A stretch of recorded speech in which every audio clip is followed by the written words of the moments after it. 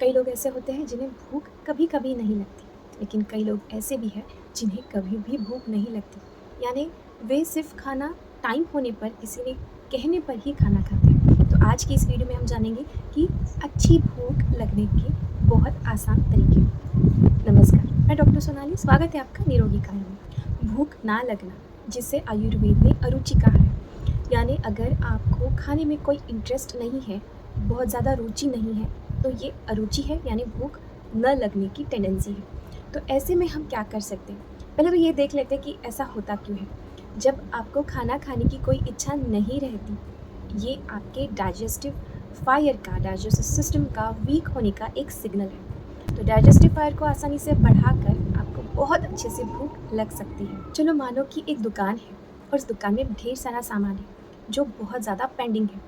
अगर जब तक वो पुराना सामान बिक नहीं जाता, तब तक नया सामान दुकान वाला नहीं लेगा, खरीदी नहीं करेगा। सिमिलरली, अगर हमारे पेट में बहुत ज़्यादा पुराना खाना डाइजेस्ट नहीं हुआ है, पड़ा पड़ा खराब हो रहा है, तो शरीर क्या करेगा?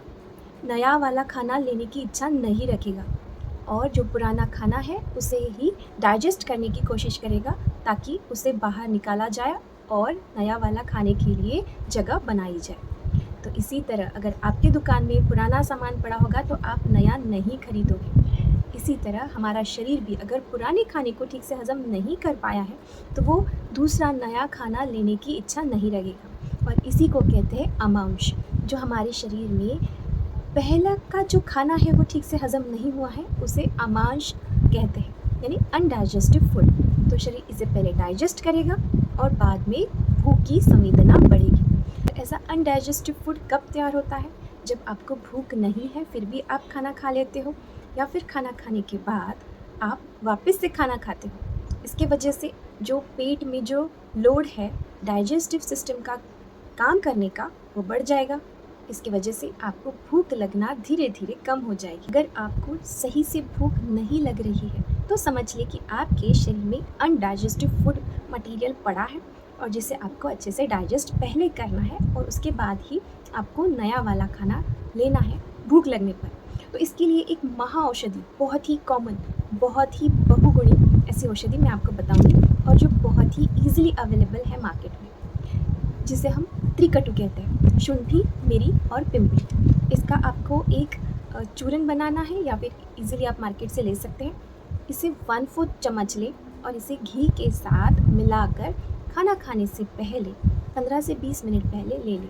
इसके वजह से आपकी जो अग्नि है, जो डाइजेस्टिव फायर है, वो अच्छे से प्रज्वलित होगी, अच्छे से बढ़ेगी, जिसके वजह से आपका जो खाना है वो ठीक से हजम होने के लिए मदद होगा। और अगर आपको फिर भी भूख नहीं लग रही है, तो जब तक आपको सही से भूख ना लगे तब तक आप वेट करिए, ताकि अंदर जो पड़ा अनडाइजेस्टिव फूड है वो अच्छे से डाइजेस्ट हो जाए। उसके बाद ही आपको अच्छे से भूख लगेगी और तभी आप खाना खाइएगा।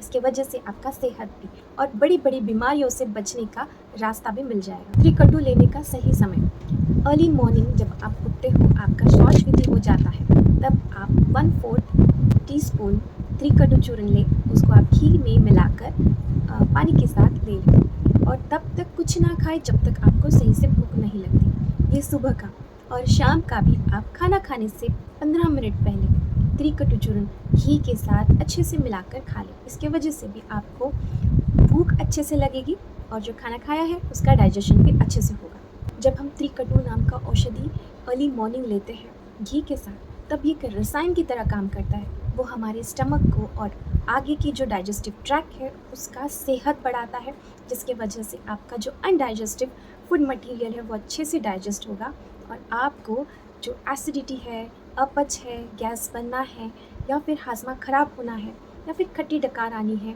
या फिर ठीक से नींद ना लगना है, अस्वस्थ लगना है, इन सभी चीज़ों से ये बचाएगा। तो सुबह अर्ली मॉर्निंग एक रसायन की तरह अच्छे से काम करेगा। अब प्रकृति के हिसाब से देख लेते हैं कि किन लोगों ने कैसे लेना है। अगर आपकी पित्त की प्रकृति है, आपका गर्म स्वभाव है, आप में बहुत ज़्यादा जलन होती है, तो ये औषधि थोड़ी गर्म है, तो इसको आप ठंडे अनुपान के साथ लें, यानी घी के साथ लें, मिश्री के साथ लें। इसके वजह से आपको ये औषधि सही से काम करेगी और अतिरिक्त दाह, पित्त भी नहीं बढ़ाएगा और खाने का अच्छे से डाइजेशन भी करेगा। अगर आपकी कफ की प्रकृति है तो आप तुलसी के रस के साथ इसका सेवन कर सकते हैं। इसकी वजह से आपके शरीर में बढ़ा हुआ कफ, पित्त और वात अच्छे से बैलेंस होगा और खाने का अच्छे से डाइजेशन भी होगा। और अगर आपकी वात की प्रवृत्ति है, प्रकृति है, आप कृश है, बहुत ज़्यादा आपको भूख लगती है, कभी नहीं लगती है, विषम आपकी अग्नि है, तो ऐसे समय पर आप इसे मिश्री के साथ, घी के साथ ले सकते हैं।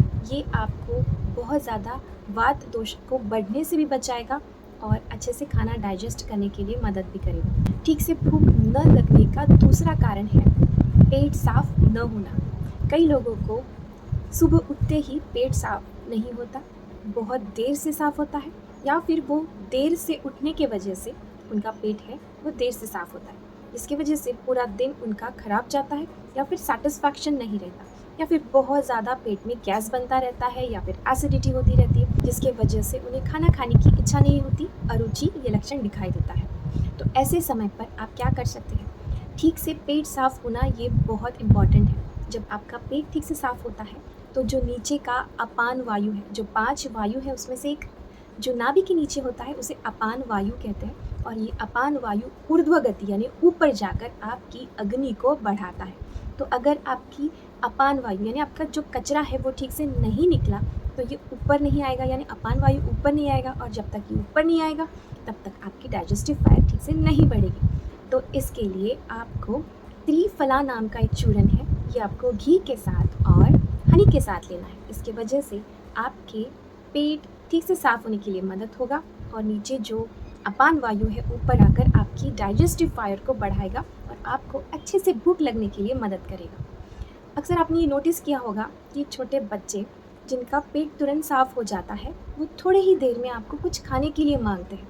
तो ये सबसे बेस्ट एग्जाम्पल है कि जब भी आपका पेट ठीक से साफ होता है आपकी भूख अच्छे से बढ़ने के लिए मदद होता है। इसके साथ ही आपके पेट में जो बना कचरा है वो भी निकल जाएगा, एसिडिटी भी नहीं बढ़ाएगा, और आपके मन का स्वास्थ्य अच्छा रखने के लिए भी ये मदद करेगा। एक कॉम्प्लीमेंट्री टिप आपको मैं यहाँ पर देना चाहूँगी कि जब भी ऐसा होता है कि हमें ठीक से भूख नहीं लगती तो हम अपने टंग का, जीभ का स्वाद बढ़ाने के लिए कुछ ऐसी चीज़ें खा लेते हैं जिसके वजह से हमें नुकसान करता है। जैसे बहुत ज़्यादा चटपटी चीज़ें हम खाना खाने के समय खा लेते हैं, जिसके वजह से आपके तीनों दोष बिगड़ जाते हैं, प्रकोपित हो जाते हैं, और ये आपको खाने का स्वाद तब तो देंगे लेकिन परमानेंटली, यानी शॉर्ट टर्म आपको बेनिफिट तो देगा लेकिन लॉन्ग टर्म के लिए आपके डाइजेस्टिव फायर को डैमेज करने की क्षमता रखता है। इसीलिए जब भी आपको भूख नहीं लगी है या फिर ठीक से भूख नहीं लगी है, मन नहीं है, खाने की इच्छा नहीं है, ऐसे समय पर आप त्रिकटु नाम का चूर्ण घी के साथ ले सकते हैं। ये आपके अग्नि का बल अच्छा रखने के लिए, भूख अच्छी रखने के लिए मदद करता है। और ये एक बात ध्यान रखने वाली है कि जब भी कोई भी बड़ी बीमारी शरीर में प्रवेश करती है तो उसका सबसे पहला लक्षण अरुचि, अग्नि मांद्य ये होता है, यानी भूख कम शरीर अपने आप ही कर देता है। जब भी कोई बड़ी बीमारी अपने शरीर में आने वाली होती है तब सबसे महत्वपूर्ण लक्षण शरीर यही दिखाता है कि वो खाना खाने की इच्छा कम कर देता है, भूख कम कर देता है, अग्नि का जो पावर है वो कम हो जाती है। इसीलिए अपनी अग्नि की क्षमता देखकर, अपनी पावर देखकर खाना खाएं। आशा करती हूँ आपको आज की ये जानकारी उपयोगी लगी है।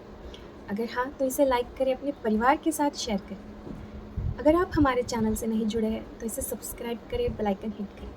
मिलती है नई वीडियो के साथ, नई जानकारी के साथ। तब तक आप ये वाला वीडियो चेक कर सकते हैं या फिर ये वाला। नमस्कार।